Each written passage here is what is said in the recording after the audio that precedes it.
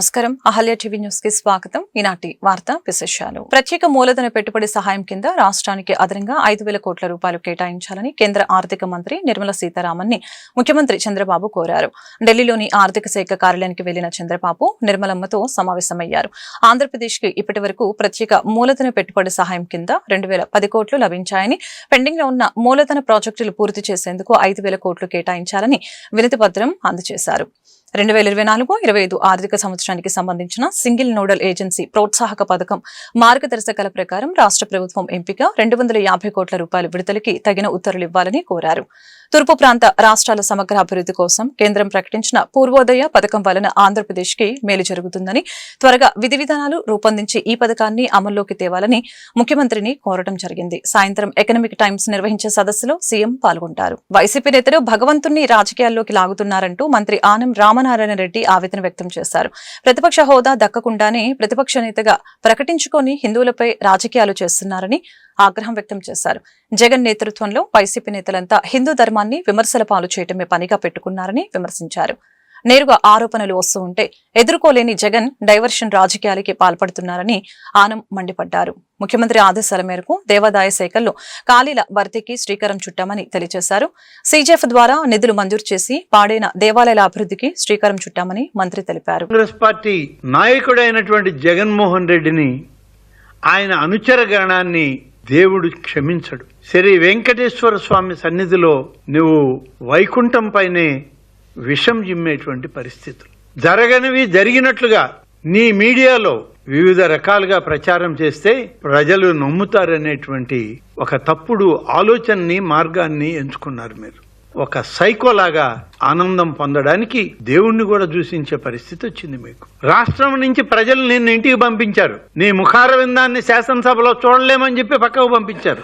నీ సొంత నియోజకవర్గం పులివెందుల్లో కూడా నీకు స్థానం లేదని చెప్పకనే చెప్పారు. పులివెందుల ప్రజలు తప్పు చేశారంటావే కానీ నేను ఏదో పొరపాటు చేస్తే నన్ను ప్రజాస్వామ్యంలో పక్కన పెట్టారు నా ప్రజలను ఒప్పుకోవడం లే.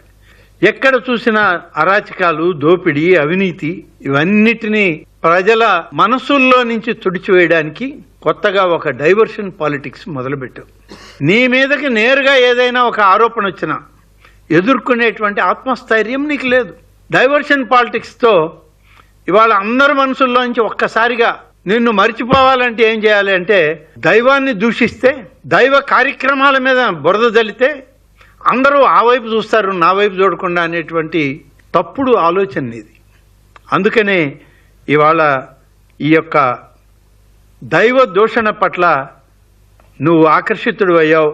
దాని పక్కనే దానివైపే నువ్వు మాట్లాడుతున్నావు. పింఛన్ల కోసం ఏడాదికి 33,000 కోట్లు ఖర్చు చేస్తున్నట్లు మంత్రి కొండపల్లి శ్రీనివాస్ తెలిపారు. రాష్ట్ర వ్యాప్తంగా 63.71 లక్షల మందికి పంపిణీ చేస్తున్నట్లు తెలిపారు. పింఛన్లు తొలగించినట్లు వైకాపా అసత్య ప్రచారం చేస్తుందని పేర్కొన్నారు. గత ప్రభుత్వం హయాంలోనే 10 లక్షల పింఛన్లు తొలగించారని వివరించారు. చనిపోయిన వారి పింఛన్లు మాత్రమే తొలగిస్తున్నాం. గత ప్రభుత్వం అనర్హులకి దివ్యాంగ ధృవపత్రాలు ఇచ్చింది. ఇప్పటి వరకు 80,000 మందిని అనర్హులుగా గుర్తించాం. వారికి పింఛన్ మంజూరు చేయించిన వారిపై చర్యలు తీసుకుంటాం. అర్హత ఉన్న ఏ ఒక్కరి పింఛన్ తొలగించబోమని కొండపల్లి శ్రీనివాస్ తెలిపారు. ప్రతి నెల 2,700 కోట్ల రూపాయలని 65 లక్షల మందికి గత జూలై 1న మొదలు పెడితే ఈరోజు 63,71,000 మందికి ఈరోజు పెన్షన్ నిమిత్తమే ప్రతి నెల 1వ తారీఖున పంపిణీ చేయడం జరుగుతూ ఉంది. మనందరికీ తెలుసు, గౌరవ ముఖ్యమంత్రి గారు ఆయన 4వ టర్మ్ ముఖ్యమంత్రిగా చేస్తున్నప్పటికీ కూడా ఎలాగ సమాజంలో పేదరికం నిర్మూలన చేయాలి, ఏ రకంగా అయితే ప్రజలు పేదరికం నుంచి బయటకు వస్తారు అనే విషయంలో ఎప్పుడూ ఆయన చేస్తున్నటువంటి ప్రయత్నం చిన్నది కాదు.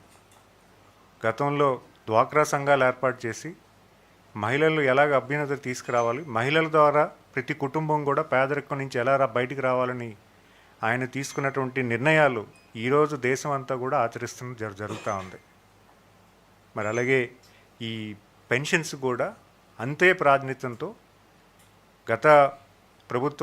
గత తెలుగుదేశం ప్రభుత్వాల్లో చేసుకున్నటువంటి నిర్ణయాల్లో వికలాంగులకి పెన్షన్ కల్పించడంలో కానీ, వితంతులకు పెన్షన్ కల్పించడం కానీ, వీవర్స్కి పెన్షన్ కల్పించడంలో కానీ అన్ని నిర్ణయాల్లో కూడా గత తెలుగుదేశం ప్రభుత్వంలోనే ఎక్కువ నిర్ణయాలు ఉన్న విషయం అందరూ కూడా ప్రజలందరూ కూడా గమనించాలి. అన్న నందమూరి తారక రామారావు గారు మొట్టమొదటిసారిగా పెన్షన్ స్టార్ట్ చేశారు. దివ్యాంగులకి పెన్షన్ కూడా తెలుగుదేశం ప్రభుత్వంలో రావడం జరిగింది.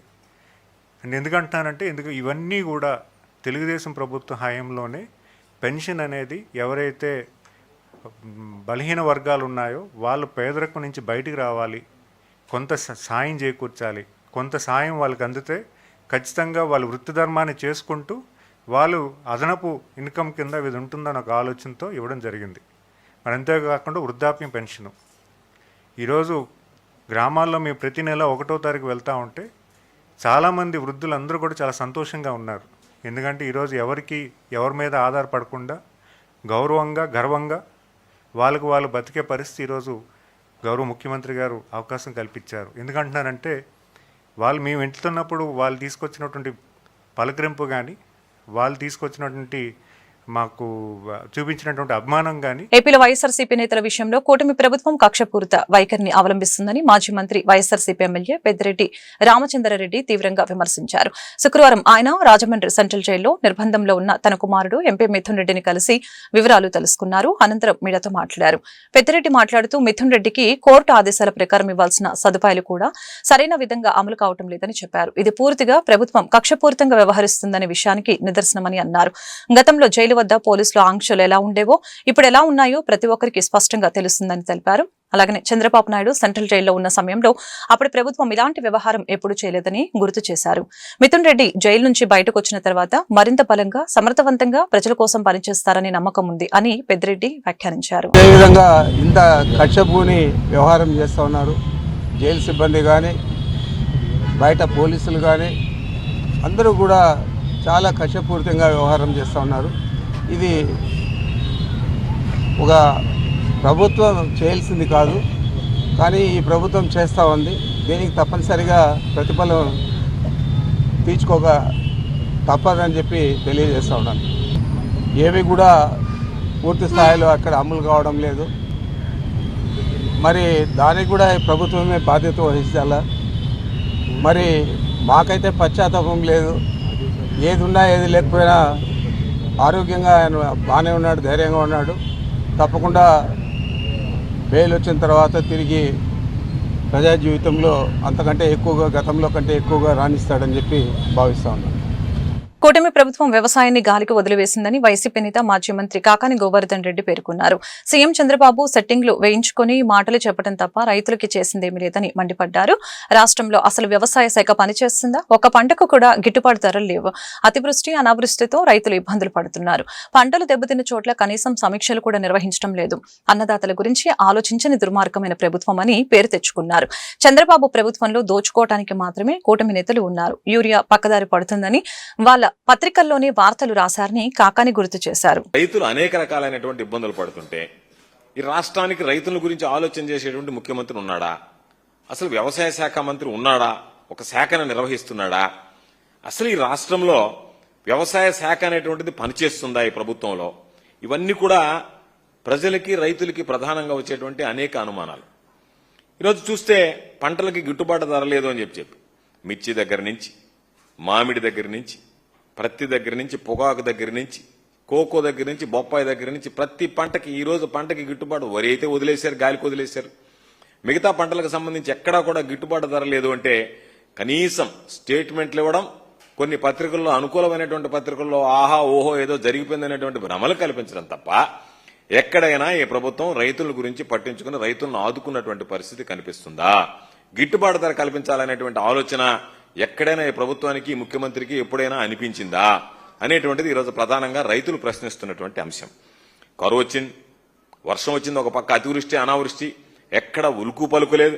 అసలు ఏమి జరిగింది అనేటువంటిది కానీ, ఎక్కడ ఎంత పంట నష్టం జరిగింది, ఏ విధంగా రైతులను ఆడుకోవాలనేటువంటి ఆలోచన కానీ, లేదు కొన్ని దగ్గరలో వర్షాభావ పరిస్థితుల్లో రైతులు పంట దెబ్బతిన్నటువంటి పరిస్థితుల్లో వాళ్ళని ఏ విధంగా అండగా నిలవాలనేటువంటి ఆలోచన కానీ, ఒక సమీక్ష కానీ, దాని మీద ఫలితాలు కానీ, ఏ విధంగా రైతులను ఆదుకోవడానికి ఉన్నటువంటి యాక్షన్ ప్లాన్ కానీ, ప్రత్యామ్నాయ ప్రణాళికలు కానీ ఏమీ లేకుండా, ఏమీ పట్టించుకోకుండా ఎప్పుడో ఒకసారి ఒక సమావేశం పెట్టి రైతుల గురించి బ్రహ్మాండంగా మాట్లాడడం, పోగొట్టడం, వెళ్లిపోవడం, అనుకూలమైనటువంటి మీడియాలో పత్రికలో రాయించుకోవడం తప్ప రైతుల గురించి ఈ ప్రభుత్వం కనీసం సమీక్షించేటువంటి పరిస్థితులు కూడా లేకపోవడం అనేటువంటిది దుర్మార్గం అనేటువంటి విషయం. ఈరోజు రైతు ఆలోచనలో ఈ ప్రభుత్వానికి సంబంధించినటువంటి ఆలోచన చేసేటువంటి పరిస్థితుల్లో అన్నదాతల గురించి ఆలోచన చేసేటువంటి పరిస్థితి, రైతు అనేటువంటి వాడు ఈ రాష్ట్రంలో ఉన్నాడు అని చెప్పి కనీసం రైతుల గురించి ఆలోచన చేసేటువంటి పరిస్థితి లేనిటువంటి దురదృష్టకరమైనటువంటి దుర్మార్గమైనటువంటి ప్రభుత్వం ఏదన్నా ఉందంటే ప్రస్తుతం నడుస్తున్నటువంటి కూటమి ప్రభుత్వం. కూటమి ప్రభుత్వం ప్రియారిటీస్ ఏంటి అంటే వాళ్ళు దౌర్జన్యాలు, అఘాయిత్యాలు, దాడులు, వాటితో పాటు తప్పుడు కేసులు, అనేక రకాలైనటువంటి కక్ష సాధింపులు, మాఫియా. ఎక్కడ చూసినా సరే నిద్రలేస్తే ఒక మట్టి మాఫియా ఒక పక్క, లిక్కర్ మాఫియా, మైనింగ్ మాఫియా, ఎక్కడ పడితే అక్కడ దోచుకోవడం, వేరే వాళ్ళకి అవకాశం లేకుండా ఈరోజు చాలా ఇసుక ఫ్రీ అది ఇది అని చెప్పడం. టెక్నాలజీ వినియోగంతో పారదర్శకతతో సంక్షేమం అందేలాగా కూటమి ప్రభుత్వం చర్యలు తీసుకుంటుందని ఆంధ్రప్రదేశ్ పౌర సరఫరాల శాఖ మంత్రి నాదెండ్ల మనోహర్ వ్యాఖ్యానించారు. సుపరిపాలనలో భాగంగా అనేక సంస్కరణలు తీసుకువచ్చామని ఉద్ఘాటించారు. ఈ నెల 25వ తేదీ నుంచి స్మార్ట్ రైస్ కార్డులు పంపిణీ ప్రారంభిస్తామని వెల్లడించారు. ఈ సందర్భంగా మీడియాతో ఆయన మాట్లాడుతూ ఈ నెల 25వ తేదీన 9 జిల్లాల్లో స్మార్ట్ కార్డులు పంపిణీ కార్యక్రమం ప్రారంభిస్తామని మంత్రి నాదెండ్ల పేర్కొన్నారు. వచ్చే నెల 15వ తేదీ వరకు 4 విడతల్లో పండుగ వాతావరణంలో స్మార్ట్ కార్డుల పంపిణీ చేస్తామని ఈ సందర్భంగా స్పష్టం చేశారు. 1.45 కోట్ల కుటుంబాలకి స్మార్ట్ రైస్ కార్డుల్ని ఉచితంగా ఇంటింటికి వెళ్లి అందజేస్తామని అన్నారు. క్యూఆర్ కోడ్తో సహా పలు సాంకేతిక అంశాలతో స్మార్ట్ కార్డులు తయారు చేస్తామని పేర్కొన్నారు. మండలాల వారీగా స్మార్ట్ కార్డుల పంపిణీ పూర్తయిందని చెప్పుకొచ్చారు. సరుకుల పంపిణీ సమాచారాన్ని ఎప్పటికప్పుడు కేంద్ర సర్వర్ కి చేరవేస్తుందని వివరించారు. స్మార్ట్ రైస్ కార్డుల డిస్ట్రిబ్యూషన్ ప్రారంభించబోతున్నాం. దాదాపు 1,45,00,000 రైస్ కార్డ్స్ ఉచితంగా ఇప్పుడు ఎవరికైతే కార్డ్స్ ఉన్నాయో వారందరికీ కూడా, కొత్తగా దాదాపు 6,71,000 మందికి మనం నమోదు చేసుకున్న వాళ్ళకి కూడా ఈ అవకాశం కల్పించి ఒక భారీ స్థాయిలో టెక్నాలజీని ఉపయోగించుకుంటూ, బహుశా భారతదేశంలో ఎక్కడ కూడా ఇప్పటి వరకు ఇటువంటి కార్యక్రమం జరుగుండదు. ఎందుకంటే ఎలక్షన్ కమిషన్ కూడా చాలా సమయం తీసుకుంటుంది. కానీ 25వ తారీఖున ప్రారంభించబోయే ఈ కార్యక్రమం క్షేత్రస్థాయిలో ఇంటింటికి వెళ్లి అందించడానికి కోసం కూడా ఒక ప్రయత్నం చేయబోతున్నాం. సో గ్రామ సచివాలయం, వార్డు సచివాలయం డిపార్ట్మెంట్తో టైఅప్ చేసుకుని ఈ కార్యక్రమాన్ని రాష్ట్ర వ్యాప్తంగా 1,45,00,000 కుటుంబాలకి అందించే విధంగా ఈ స్మార్ట్ రైస్ కార్డ్స్ తీసుకొచ్చాం. ఇదివరకు కూడా మీ అందరికి కూడా వివరించాం మేము. దీంట్లో చాలా స్పష్టంగా కేవలం ప్రభుత్వ చిహ్నాలు, ఎవరైతే ఫ్యామిలీ హౌస్ హోల్డ్ హెడ్ ఉంటారో వాళ్ళ ఫోటో ఒక్కటే ఉంటుంది. సేఫ్టీ మెజర్గా క్యూఆర్ కోడ్ ఉంటుంది. వెనక వైపు కుటుంబ సభ్యుల వివరాలు, అదేవిధంగా ఒక కస్టమర్ టోల్ ఫ్రీ నంబర్ లాగా ఒక హాట్ లైన్ ఒకటి ఏర్పాటు చేసి 1967 అనేది ఎవరైనా ఎప్పుడైనా ఫోన్ చేసుకోవచ్చు. ఈ వ్యవస్థ అంతా కూడా దాదాపు 2 నెలల నుంచి ప్రిపేర్ అయ్యి ప్రింటింగ్ చేయించి జిల్లాల వారీగా సంబంధించిన తహసీల్దార్లకు మండల వారీగా పంపించి, అక్కడ కూడా లాస్ట్ మైల్ డెలివరీ పర్ఫెక్ట్గా జరగాలి, డిలే జరగకూడదు, మిస్యూజ్ కాకూడదు అనే ఉద్దేశంతో మా అధికార యంత్రాంగం దీని గురించి చాలా లోతుగా ఆలోచించి, ఇంతకుముందు నేను అన్నట్టు గ్రామ సచివాలయం, వార్డు సచివాలయం సిబ్బందితో పాటు ఆ డిపార్ట్మెంట్తో టైఅప్ చేసుకుని ముందుకెళ్ళాం. ఈ యూనిక్ ఫీచర్లో మొట్టమొదటిసారి మేము డెలివరీ చేసే ముందు కూడా క్యూఆర్ కోడ్ ఏర్పాటు చేసి ఇటువంటి బాక్సెస్లో ఈ కార్డ్స్ అన్ని కూడా పంపించడం జరుగుతుంది. అంటే ప్రతి తహసీల్దార్ గారికి, ప్రతి మండలానికి ఆ సంబంధించిన ఫేర్ ప్రైస్ షాప్ నంబర్ ఏదైతే ఉంటుందో. గుంటూరు నగరంలో ఆటో డ్రైవర్లకు ట్రాఫిక్ పోలీస్ నెంబర్ అమలు చేస్తున్నామని గుంటూరు జిల్లా ఎస్పీ సతీష్ కుమార్ తెలిపారు. ప్రయాణికుల భద్రతని పెంపొందించడంతో పాటు అనధికార ఆటో డ్రైవర్లను క్రమబద్దీకరించేందుకు ట్రాఫిక్ పోలీస్ నెంబర్ ఎంతో ఉపయోగపడుతుందని చెప్పారు. శుక్రవారం ఈస్ట్ ట్రాఫిక్ పోలీస్ స్టేషన్ వద్ద ఆటో డ్రైవర్లతో ఏర్పాటు చేసిన ట్రాఫిక్ పోలీస్ నెంబర్ కేటాయింపు కార్యక్రమంలో ఎస్పీ పాల్గొని ఆటో డ్రైవర్లకు పలు సూచనలు జారీ చేశారు. ఈ సందర్భంగా ఆయన మీడియాతో మాట్లాడారు. ట్రాఫిక్ పోలీస్ నెంబర్ కేటాయింపు ప్రక్రియ 2025 ఫిబ్రవరి నెలలో ప్రారంభించామని చెప్పారు. ఇప్పటి వరకు 10,600 ఆటోలకి ట్రాఫిక్ పోలీస్ నెంబర్లు జారీ చేశామని అన్నారు. సుమారు 5,000 ఆటోలు ట్రాఫిక్ పోలీస్ నెంబర్ లేకుండా నడుస్తున్నాయని పేర్కొన్నారు. ఈ నెంబర్లు పొందేందుకు వచ్చే నెల ఆఖరు వరకు గడువు ఉందని, ఆ తర్వాత ప్రత్యేక డ్రైవ్ చేపట్టి నిబంధనలు ఉల్లంఘించిన వారిపై చట్ట ప్రకారం చర్యలు తీసుకుంటామని ప్రకటించారు. శంకర్ విలాస్ బ్రిడ్జి నిర్మాణం దృష్ట్యా నగరంలో ట్రాఫిక్ సమస్యలు తలెత్తకుండా ప్రత్యేకమైన చర్యలు తీసుకోవడం జరిగిందని వివరించారు. ప్రాపర్ గా లైసెన్స్ లేదో, ఎవరి దగ్గర పర్మిట్ ప్రాపర్ గా లేదో, ఎవరు పర్మిట్ రెన్యూవల్ చేయట్లేదో వాళ్ళే ఇప్పుడు వరకు మన రాకుండా ఉన్నారనేది మనకున్న సమాచారం. సో దీంట్లో కూడా ఈ లాస్ట్ ఒక 20 రోజులు కూడా దాదాపు 600 ఆటోస్ చేసుకున్నారు. ఇప్పుడు వరకు 10,600 ఆటోస్ వరకు మన నంబర్ ఇవ్వడం జరిగింది. దీనికి కోఆపరేట్ చేసిన ప్రతి ఒక్క ఆటో వాళ్ళందరికీ కూడా మన పోలీస్ తరపు నుంచి ధన్యవాదాలు చెప్పుకుంటున్నాము. అదేవిధంగా రిమైనింగ్ ఒక 5,000 మంది, దాదాపు 5,000 మంది కూడా ఇమీడియట్గా వచ్చి నంబర్ తీసుకోవాలని చెప్పేసి మన పోలీస్ తరపు నుంచి సూచనలు చెప్తున్నాము. ఎందుకంటే ఒకవేళ మీరు ఇంకా 1 మంత్ మనకి సెప్టెంబర్ లాస్ట్తో పాటు మన డెడ్ లైన్ ఫిక్స్ చేస్తున్నాము. దాని తరువాత ఏ ఆటోకి నంబర్స్ లేదో ఆ ఆటోస్ పైన మేము ఎన్ఫోర్స్మెంట్ని స్టార్ట్ చేస్తాం. సో ఆటో వాళ్ళు రిమైనింగ్ ఇంకా ఎవరెవరు తీసుకోవట్లేదో వాళ్ళు అందరూ వచ్చేసి ఈ నంబర్ తీసుకోవాలని చెప్పి కోరుకుంటున్నాము. మన ప్రజలకు కూడా వాళ్ళు ఏ ఆటోలో ఎక్కుతున్నారో ఈ నంబర్ ఉన్న ఆటోనే చూసి ఎక్కమని చెప్పేసి మేము కోరుకుంటున్నాము. ఎందుకంటే మీరు ఆటోలో ఎక్కిన తర్వాత మీరు ఇమీడియట్గా క్యూఆర్ కోడ్ని స్కాన్ చేస్తారంటే ఆటో డీటెయిల్స్ అన్నీ వచ్చేస్తాయి. కాబట్టి మీ సెక్యూరిటీ పరంగా కూడా అదే మంచిది. కాబట్టి మీరు ప్రజలందరూ కూడా ఏ ఆటోలో ఈ క్యూఆర్ కోడ్తో పాటు ఈ నంబర్ ఉందో దానికే ప్రయారిటీ ఇవ్వమని చెప్పేసి కోరుకుంటున్నాం. ఒకటి మనకు జరుగుతుంది, దానికి ఇనఫ్ మనకు అవేర్నెస్ ఇవ్వడం జరిగింది. దానిపైన ప్రజలతో పాటు ఇంటరాక్షన్ చేయడం జరిగింది. కొంత ఇన్పుట్స్ కూడా తీసుకోవడం జరిగింది. అంటే మన తెలిసిన వరకు ఈ diversion starting 3 to 4 days especially వర్షం ఉన్న రోజుల్లో కొంచెం మనం ఇబ్బందికరంగా ఫీల్ అయ్యాము. సో ఇప్పుడు కూడా ఎక్కడ కూడా వెహికల్ కంప్లీట్గా ఆగిపోయిన పరిస్థితి మాత్రం ఎక్కడ లేదు. అంటే మనం అదర్ పోలీస్ స్టేషన్ నుంచి కూడా దాదాపు ఒక 30 మందిని నేను ట్రాఫిక్కి ఎక్స్ట్రా ఇచ్చాను. సో ట్రాఫిక్ రెగ్యులేషన్ కోసం. సో మెయిన్గా మనకి కొంచెం 300 దగ్గర అంటే మనకి ఇండియన్ స్ప్రింగ్ స్కూల్ అంటే అలాంటి కొన్ని చోట్ల మాత్రం కొన్ని ప్రెషర్ ఉన్నాయి. సో అక్కడ మనము అంటే దాని ఉన్న ఇన్ఫ్రాస్ట్రక్చరే అంతే. సో అది పీక్ టైంలో మనం 9:30 to 10:30, 11 మళ్ళీ ఈవినింగ్ 4:30 to 5:30, 6 వరకు కొంచెం అక్కడ ప్రెషర్ పాయింట్స్ ఉన్నాయి. అదేవిధంగా గంగరకుంట అండర్ పాస్ దగ్గర ఇలాంటి కొన్ని ఏరియాస్లో ప్రెషర్ పాయింట్స్లో మేము ఎక్స్ట్రా ఫోకస్ చేస్తున్నాము. ప్రజలు కూడా ఇంకా కమింగ్ డేస్లో అలవాట్లు అయిపోతారు కాబట్టి ఇబ్బంది ఉండదని అనుకుంటున్నాము. అదేవిధంగా మనం కలెక్టర్ మేడం దగ్గర, మున్సిపల్ కమిషనర్ దగ్గర రిక్వెస్ట్ చేసుకుని ఏ కేటగిరీ, బి కేటగిరీ అని చెప్పేసి ఎడ్యుకేషనల్ ఇన్స్టిట్యూషన్స్ని కూడా ఏ కేటగిరీ, బి కేటగిరీ అని చెప్పి డివైడ్ చేస్తూ టైమింగ్ ఒక 45 minutes to 1 hour డిఫరెన్సెస్లో స్కూల్ బస్సెస్, కాలేజ్ బస్సెస్ వస్తున్నప్పుడు కూడా మేము ప్లాన్ చేసుకున్నాము. ఆల్రెడీ ఇన్ఫార్మ్ కూడా చేశాము. అది కూడా కమింగ్ డేస్లో కొన్ని స్ట్రిక్ట్గా ఇంప్లిమెంట్ చేస్తామంటే. ప్రేమ వివాహం తమ కుమారుడి మృతికి కారణమైందని యువకుని తల్లిదండ్రులు ఈస్ట్ ట్రాఫిక్ పోలీస్ స్టేషన్ వద్ద గుంటూరు జిల్లా ఎస్పీ సతీష్ కుమార్ని కలిసేందుకు ప్రయత్నించారు. అయితే వివరాలతో సహా ఎస్పీ కార్యాలయానికి రావాలని సీఏ సూచించడంతో మృతిని కుటుంబీకులు మీడియాతో మాట్లాడారు. గుంటూరు నగరానికి చెందిన గాడికోయ సురేష్ స్థానికంగా ఉన్న అశ్వినితో కలిసి నెల రోజుల క్రితం అదృశ్యమయ్యారు. దీనిపై నల్లపాడు పోలీస్ స్టేషన్లో అశ్విని తల్లిదండ్రులు కేసు పెట్టారు. ఈ నేపథ్యంలో అనారోగ్యం కారణంగా సురేష్ ఆదిలాబాద్ హాస్పిటల్లో ట్రీట్మెంట్ పొందుతూ మెరుగైన వైద్యం కోసం హైదరాబాద్ గాంధీ హాస్పిటల్కి తరలించారు. ఈ విషయం ఇరు కుటుంబ సభ్యులకు తెలియడంతో తొలుత అమ్మాయి తరపు బంధువులు వెళ్లి అశ్వినిని బలవంతంగా గుంటూరుకి తీసుకువచ్చారు. అలాగే ట్రీట్మెంట్ పొందుతున్న సురేష్ ని వాళ్ళ బంధువులు గుంటూరుకి తీసుకువస్తున్న సమయంలో మార్గం మధ్యంలోనే మృతి చెందాడు. సురేష్ మృతికి అశ్విని తల్లిదండ్రులే కారణమని నల్లపాడు పోలీస్ స్టేషన్లో ఫిర్యాదు చేస్తే పోలీసులు కేసు నమోదు చేయడం లేదని మీడియా ఎదుట వాపోయారు. నన్ను మొప్పాలు ఇచ్చారు గోగులపాడు నుంచి. మా అబ్బాయి ఒక అమ్మాయిని తీసుకుని వాళ్ళిద్దరు ఇష్టపడే పోయారట. మాకైతే తెలియదు ఆ పాప పొందు.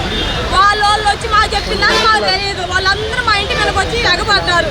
మా అమ్మ వాళ్ళు ఒక్కలే ఉన్నారు, ఎగబడ్డారు. మీ ఓడి ఆడగాను మేము సావదెగుతూ, మేము బతికియము, మేము సావదెగుతూ అన్నారు. అన్నట్టే చంపేశారు.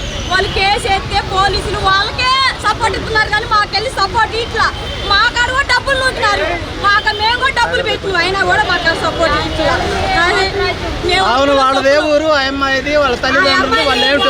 చిక్కాకోరుకోళ్ళంట వాళ్ళు కూడా పనులకే వచ్చారు. వాళ్ళకి మరి వాళ్ళిద్దరు ఎట్లా అలవాటు అయ్యారో మాకైతే తెలియదు. వాళ్ళ అమ్మకి తెలుసు అంట, వాళ్ళ అన్నయ్యకి తెలుసు అంట.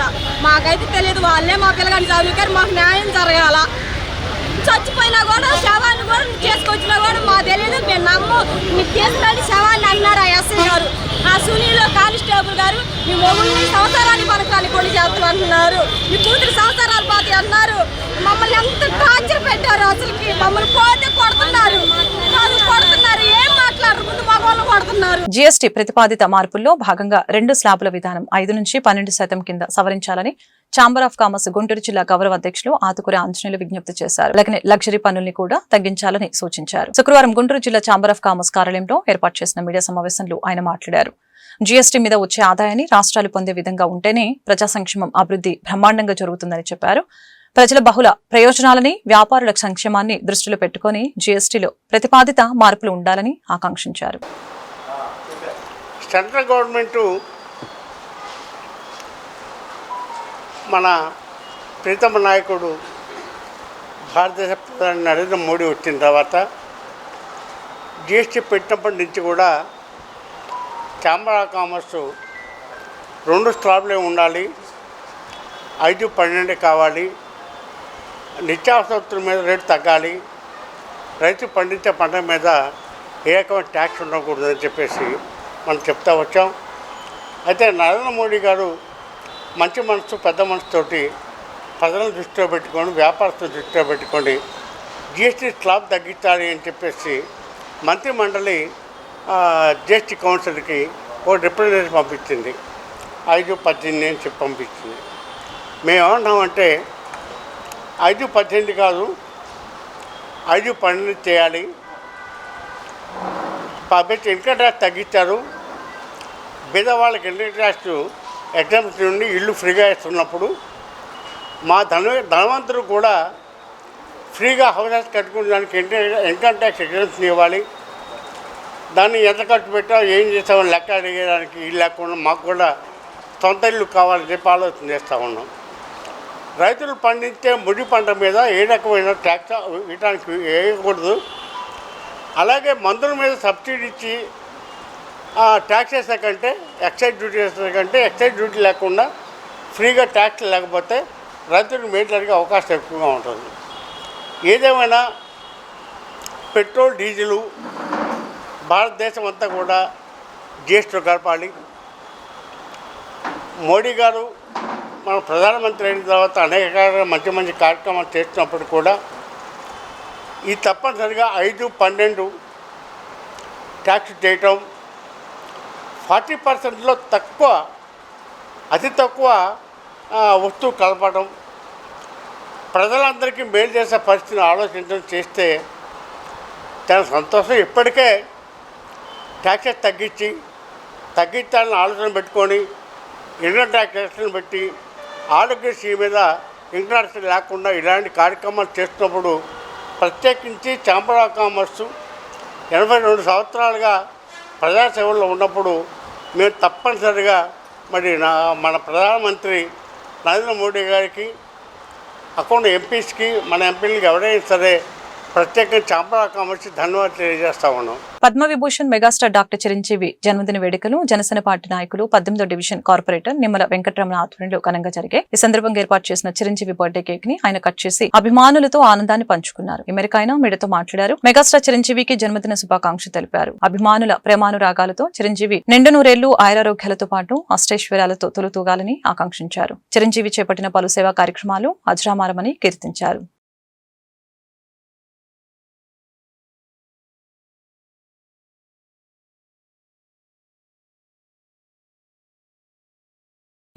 పుట్టినరోజు. ఈ 70వ పుట్టినరోజుని ఇంతకుముందు కొన్ని గ్రామాల్లో కొన్ని ప్రాంతాల్లో చేశారు. కానీ ఇవాళ యూనివర్సల్ ప్రపంచ స్థాయిలో చిరంజీవి యొక్క 70వ పుట్టినరోజు చాలా ఘనంగా చేస్తున్నారు. ఆయన ఏంటంటే పార్టీలకు అతీతుడు, ఎవరికి అతీతుడు అంటున్నారు.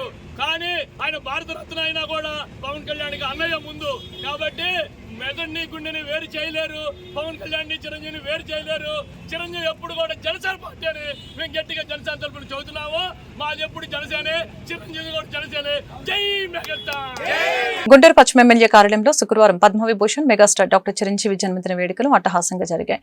ఈ సందర్భంగా ఏర్పాటు చేసిన చిరంజీవి బర్త్డే కేక్ ని ఎమ్మెల్యే గల్లా మాధవి కట్ చేసి అభిమానులతో ఆనందాన్ని పంచుకున్నారు. ఈ మేరకు ఎమ్మెల్యే గల్లా మాధవి చిరంజీవికి జన్మదిన శుభాకాంక్షలు తెలిపారు. కార్యక్రమంలో రాష్ట్ర వడ్డెర కార్పొరేషన్ చైర్మన్ మల్లె ఈశ్వరరావు, జనసేన పార్టీ నాయకులు ఆలహరి, ఉల్లి గోపాల్, మెహబూబ్ పాషా, బండారు రవీంద్ర, రాధాకృష్ణమూర్తి, కోల అంజీ, మల్లిక తదితరులు పాల్గొన్నారు. నమస్కారం అండి.